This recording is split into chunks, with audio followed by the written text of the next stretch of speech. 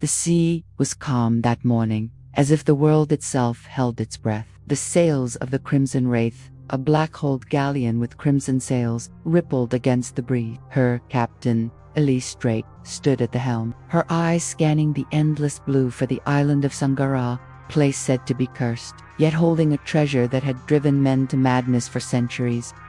Elise was no ordinary pirate. Born the daughter of a Royal Navy admiral and a runaway tavern maid, she'd grown up hearing tales of the sea's brutal beauty. When her father was murdered by his own officers for gold, Elise turned rogue, swearing vengeance and building her own legend. The Crimson Wraith became her vengeance and her freedom. Chapter 1.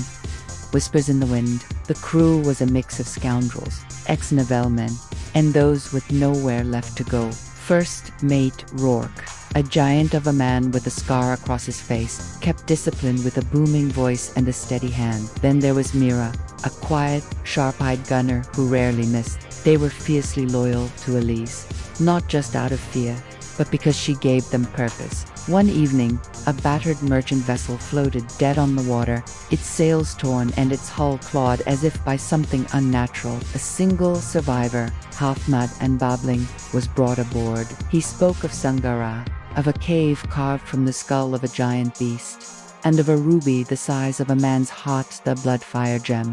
Elise's eyes lit up, not with greed, but with the fire of the unknown. This was the kind of perilous chase she lived for. Chapter 2. Tides of danger. 3 nights later, they were ambushed. A ghostly ship, white as bone, rose from the mist. The Pale Serpent, captained by the infamous Jonas Vale, a pirate-turned-revenant. Vale once loved Elise, before greed turned his heart to ice. Now, he sought the same treasure, and he would stop at nothing to claim it. Cannon fire shattered the still night.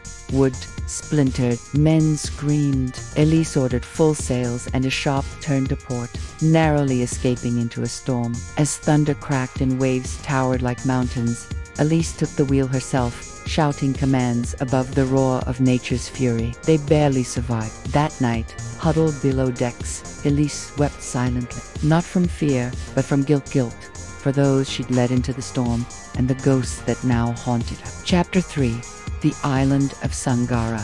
After weeks of storms, sea monsters, and near-miss, Sangara appeared on the horizon, veiled in fog and crowned with fire. The crew landed on its black sands, machetes in hand. The jungle was thick with dangerous poisoned thorns, ancient traps, and shadows that whispered in tongues not heard in centuries. They found it, the Cave of the Skull. Inside, glowing red from within, lay the Bloodfire Gem. But the moment Elise touched it, the island shook. The cave's mouth collapsed, and the ancient guardians awoke, stone statues that moved with a grinding of bone and steel. The crew fought with desperation. Rourke was crushed beneath a falling boulder, saving Elise with his last breath. Mira was wounded but dragged Elise out before the entire cave imploded. They escaped with the gem, but not without loss. Chapter 4. The final reckoning. Vale returned, his ship riding a tide of black fog. He demanded the gem, threatening to kill the remaining crew. Elise faced him alone, boarding the Pale Serpent under a white flag. They spoke, old lovers, now enemies. He tried to reason, to tempt her with power and a kingdom of their own. But Elise had changed. She no longer sought vengeance or riches. She sought freedom for her crew and a future beyond blood and betrayal. She detonated the powder stores she had secretly placed on Vale's ship. As flames consumed the Pale Serpent, Elise leaped into the sea, the gem in her Epilogue. The Crimson Horizon. Months later, the Crimson Wraith sailed again, her sails repaired, her crew smaller but stronger. Elise had thrown the Bloodfire Gem into the deepest trench of the ocean, vowing never to let its curse touch the world again. She stood at the helm, the wind in her hair and fire in her heart. Her eyes were on the horizon, not crimson with blood, but blazing with sunrise. Adventure called once more, and Elise Drake would answer.